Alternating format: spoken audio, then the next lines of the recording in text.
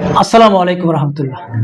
মুসলমানদের গুরুত্বপূর্ণ দুইটি ধর্মীয় উৎসব, এটা হচ্ছে একটি ঈদ উল ফিতর আর একটি হচ্ছে ঈদ উল আজহা।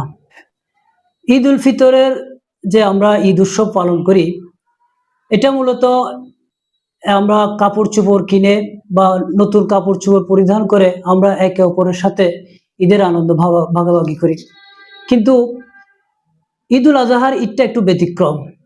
ঈদ উল আজহার ঈদটি হচ্ছে আমরা আল্লাহ নির্ধারিত পশু কুরবানির মাধ্যমে এটা পালন করে থাকি। এই যে পশু কুরবানির মাধ্যমে ঈদ পালন করা এবং কাপড় চোপড় কিনা, ঈদের আনন্দ ভাগাভাগি করা, দুটাই ঈদ, কিন্তু ব্যতিক্রম হচ্ছে একটিতে আমরা কাপড় চোপড় কিনে ঈদের আনন্দ ভাগাভাগি করি, আরেকটা হচ্ছে পশু কুরবানি দিয়ে আমরা ঈদের আনন্দ ভাগাভাগি করি। অর্থাৎ এখানে ঈদ উল আজহার ঈদটাতে আমরা সর্বোচ্চ স্যাক্রিফাইস করি। এখন দুর্ভাগ্যজনক হলো সত্য, আমরা কুরবানি ঈদটাকে অনেকটা ফ্যাশনে আমরা পরিণত করেছি।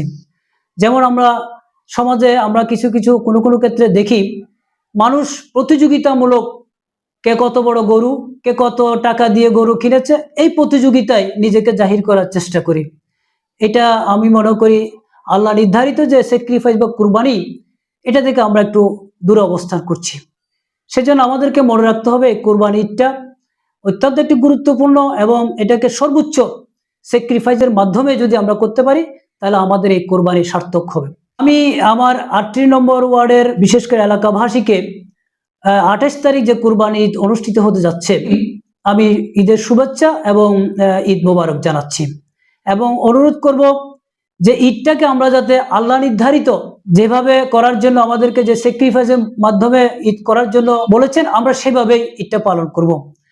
আর এই ঈদের বিশেষ করে কুরবানি ঈদে আমাদের একটি দায়িত্ব রয়েছে, সেটি হচ্ছে আমরা যারা কুরবানি দাতা বা কুরবানি করি, আমাদেরকে একটু খেয়াল রাখতে হবে আমাদের সামাজিক বিশেষ করে পরিবেশটা যাতে সুন্দর রাখা। বিশেষ করে কুরবানি দেওয়ার পশুর রক্ত, এরপরে যে বর্জ্যগুলো, এগুলো আমাদেরকে সুন্দর ব্যবস্থাপনায় করতে হবে।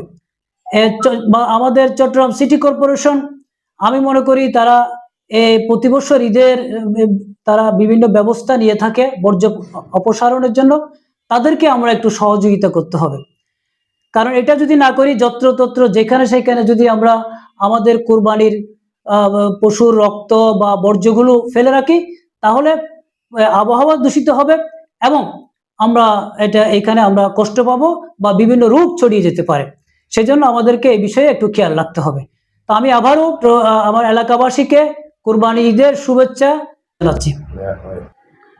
আমাদের এই ঈদ উৎসবগুলোতে আমরা দেখি, বিশেষ করে 38 নম্বর ওয়ার্ডে বেশিরভাগ ভাসমান মানুষ বা বাইরের মানুষ বসবাস করে। এই মানুষগুলো যখন ঈদ আসে তারা বাড়িতে যায়, আবার অনেকে বাইরে থাকে তারা বাড়িতে আসে। এই ব্যাপারে আমি একটু বলবো, সেটি হচ্ছে আসা যাওয়ার ক্ষেত্রে যাতে আমরা একটু নিরাপদ থাকি। বিশেষ করে বিভিন্ন গাড়ি অ্যাক্সিডেন্ট বা বিভিন্ন অকারণ থেকে যাতে আমরা নিরাপদ থাকি, সেদিকে আমাদেরকে খেয়াল রাখতে হবে। কারণ একজন মানুষের জীবনটা এত বেশি গুরুত্বপূর্ণ, আমার সময়ের চেয়ে, আমরা অনেকে বলি সময়ের চেয়ে জীবনের গুরুত্ব অনেক বেশি।